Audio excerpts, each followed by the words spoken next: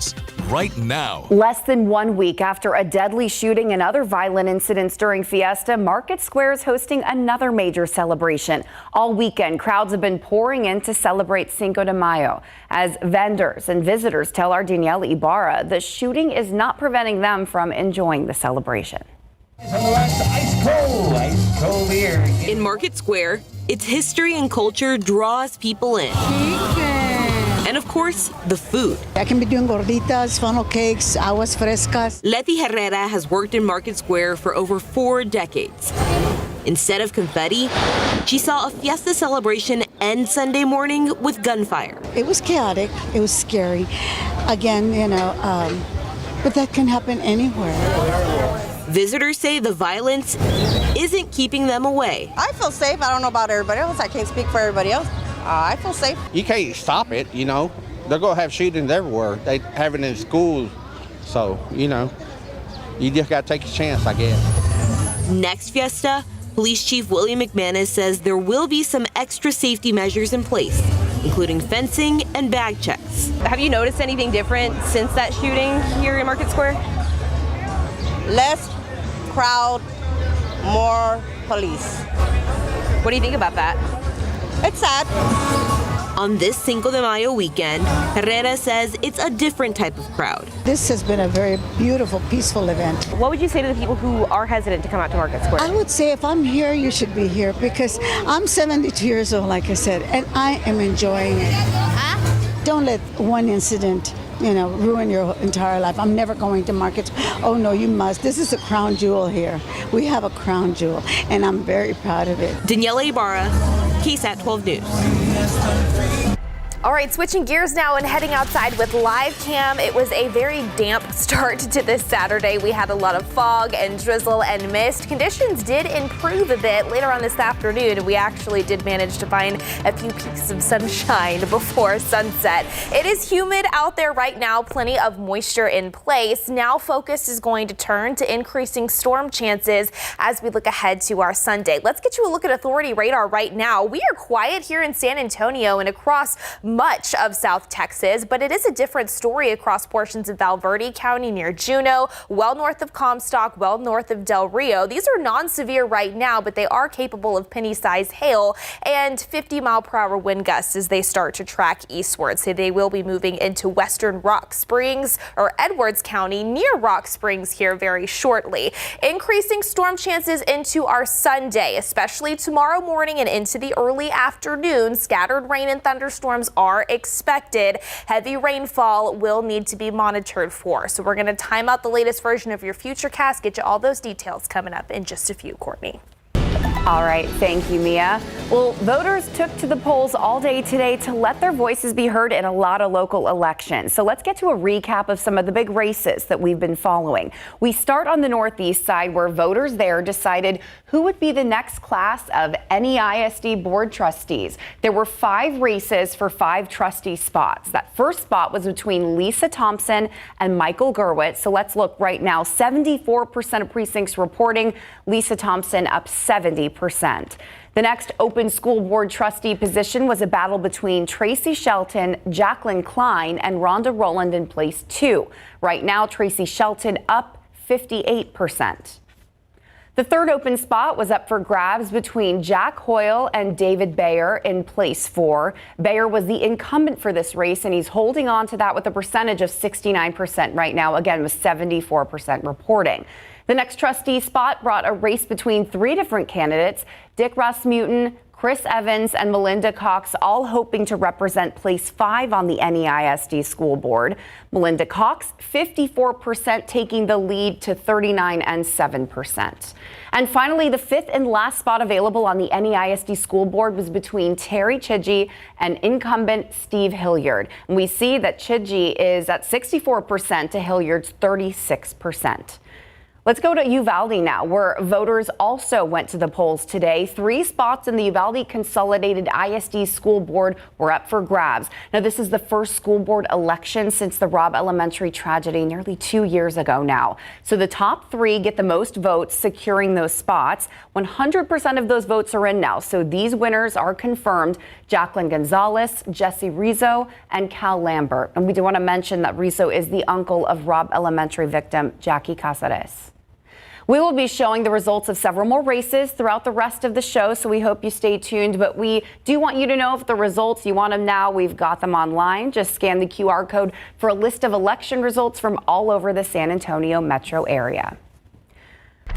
All right, have you heard of NextGen TV? You might have seen those notices during our commercial breaks for a while. KSAT is making the switch to NextGen TV in just a couple days. So what is it? It's taking the over-the-air environment and making it digital. And with the old technology, the broadcasters aren't able to do any of those things.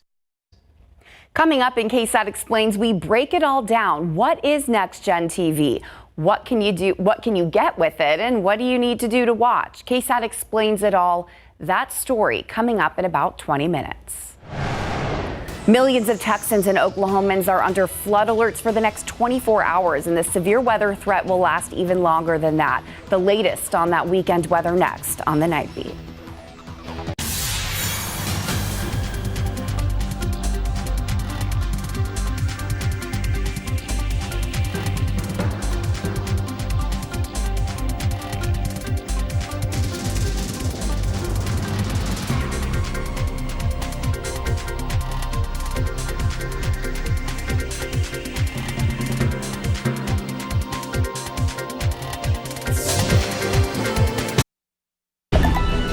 Back to some election results now. 2 propositions were on the ballot for Medina Valley ISD to help improve school districts and other district facilities. Prop A would use property tax money to upgrade safety in schools across that district and fill other needs for the schools. The total money included in the bond for this prop is $249 million, as you can see on your screen, 63% for that, and that is with 86% of precincts reporting. So here's how voters responded to Prop B in Medina Valley. This one's much cheaper, just a little more than $40 million. Money from that potential property tax increase would go towards the Medina Valley High School football stadium and the stadium facilities for a new high school. We're looking at 54% for and 46% against. 3 propositions also on the ballot for voters in New Braunfels. Prop A would take $267 million from increased property taxes and use it for district-wide improvements for New Braunfels ISD. That includes buying more school buses, improving the current fleet of buses, and the completion of the New Braunfels High School replacement project. For at 75%, against at 25%. Prop B would take $42 million of increased property taxes for NBISD. This prop would fuel renovations to Unicorn Stadium and the construction of a new Long Creek High School stadium. That is 66% for and 34% against. And finally, Prop C, which would only cost around $3 million, would take money from increased property taxes to provide New Braunfels ISD with more instructional technology. The results overwhelming 72% to 28%. And that is with 11% reporting, though. We will keep you updated. More than 21 million Americans from Texas and Oklahoma under flood alerts through Sunday. Already saturated areas in East Texas and near Houston are forecast to see more rain, and the threat of severe weather is expected to continue until Monday. ABC's Chuck Severson shows us what damage has already happened. Parts of southeast Texas are saturated after more than a foot of rain has fallen in some areas over the past few days. The Trinity and San Jacinto rivers now both in major flood stages. Some Houston area rivers are at their highest level since Hurricane Harvey in 2017. ABC's Samara Theodore in Conroe, Texas. Here in Conroe, Texas, the San Jacinto River has completely commandeered McDade Park, and unfortunately more rain is on the way. 2 to 5 more inches of rain is expected through Sunday. Officials warning the situation could get worse. Evacuation orders issued for low-lying areas. At this point, if you're still in your home, prepare to stay there through the weekend. Obviously, it's too late to evacuate without calling 911. Neighborhood streets have been turned into rivers. First responders using boats to rescue people stranded. Waylon Hicks was forced to evacuate his home in Cold Spring, north of Houston. It's probably 12 to 15 feet deep here.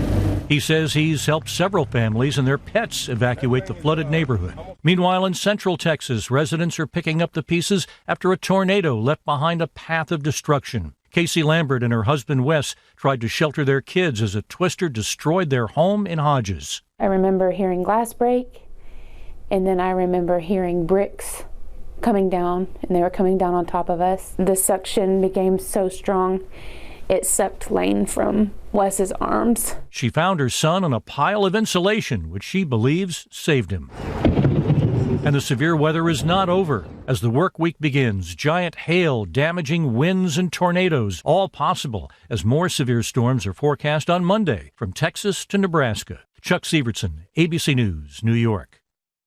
Thank goodness those families survived. I know that damage is extensive, and the negative thing is that it is going to get a little bit worse for some of those areas. Yeah, we still do have some severe thunderstorm risks in the works here over the next couple of days for parts of Texas, even stretching up into the Central Plains. But this has been something that parts of the Lone Star State have had to deal with over the past week. Some areas, like what you just saw, far east Texas, stretching down to Houston, even into the Piney Woods, actually seeing too much rainfall in such a short amount of time. Now, for us here in South Central Texas, we definitely could use the rain. And by the way, coming up in the next half hour, we're going to talk about the latest drought monitor update that was released on Thursday, and also rainfall totals that we've seen here and across the state over the past week or so. But yes, we could use the rain. We just don't like to deal with the severe weather that sometimes comes with it. We will need to monitor for a few strong to potentially even severe storms overnight tonight,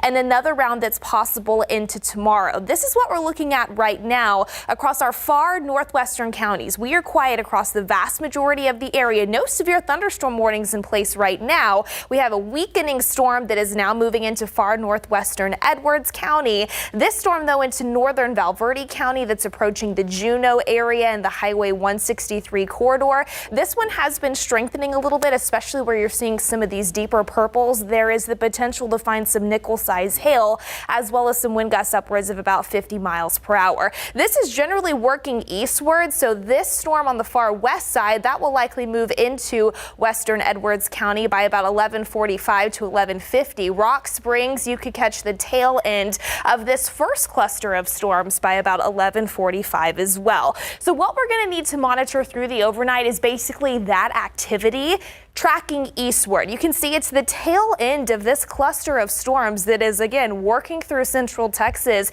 as we speak, approaching the I-35 corridor. We've got a stalled frontal boundary to our north and a dry line out west. When you combine those two boundaries together with some upper level energy pushing through, that is what's helped spark this rain and thunderstorm activity. A tornado watch in place out west that actually does include Valverde County through midnight. A flood watch for East Texas, as you would expect, with many swollen creeks and rivers already in place. For us here, though, in South Central Texas, we do have a severe thunderstorm watch in place till 2 a.m. north of Bexar County up into the hill country. If we do find some storms that require some extra attention, instances of hail, some gusty winds, and heavy rainfall will need to be monitored for.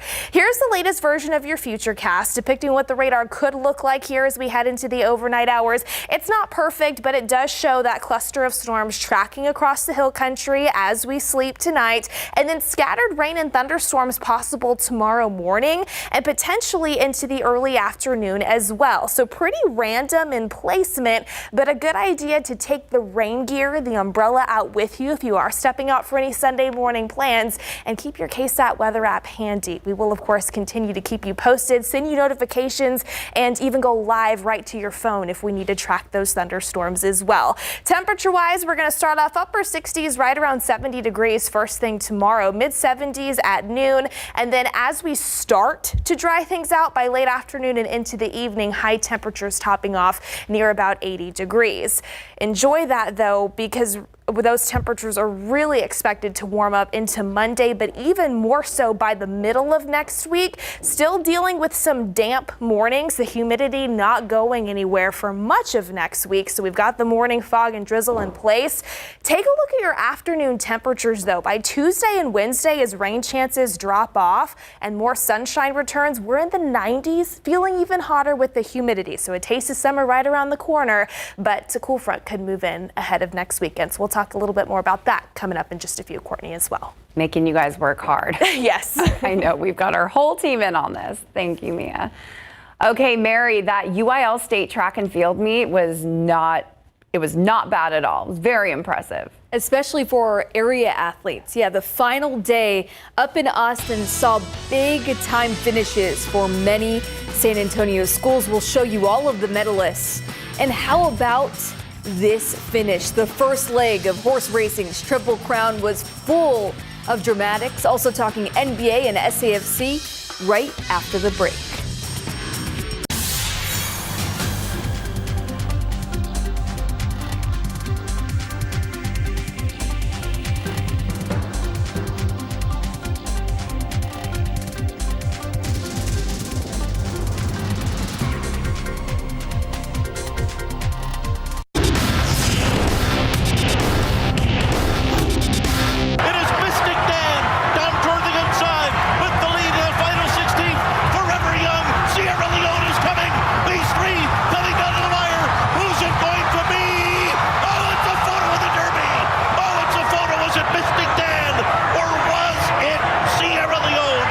Oh my goodness, the call, the dramatic finish, the 150th Kentucky Derby was one to remember in big board sports.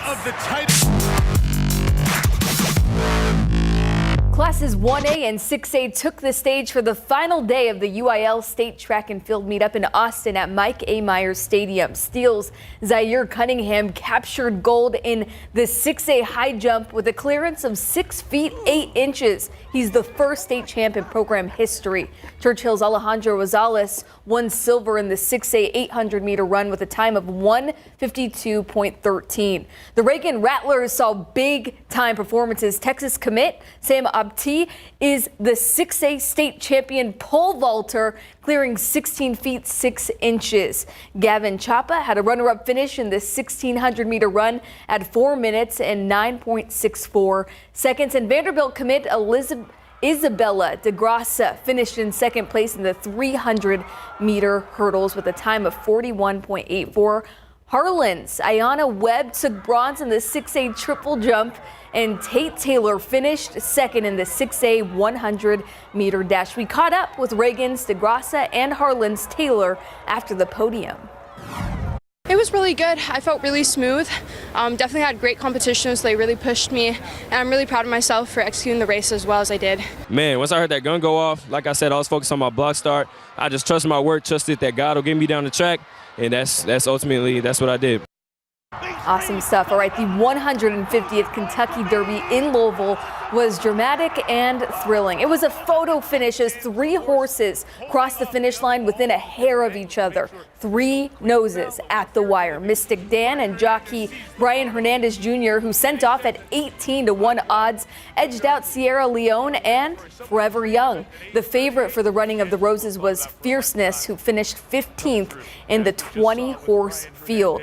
The winner's share of the record $5 million purse was $3.1 million.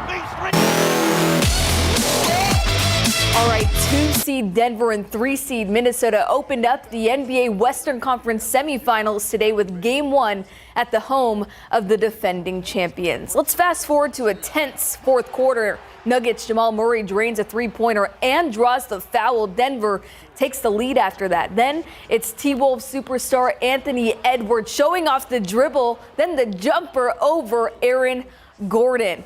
Okay, tied at 84. The sixth man of the year, Naz Reid, takes over. He banks in the triple. Then he flies in for the follow slam. He helped Minnesota to a 94-88 lead. And to seal the deal, Ant takes it the length of the floor for an easy layup. Minnesota wins game 1, 106-99. What's your favorite Star Wars movie? Episode 3. Yeah. Why that one?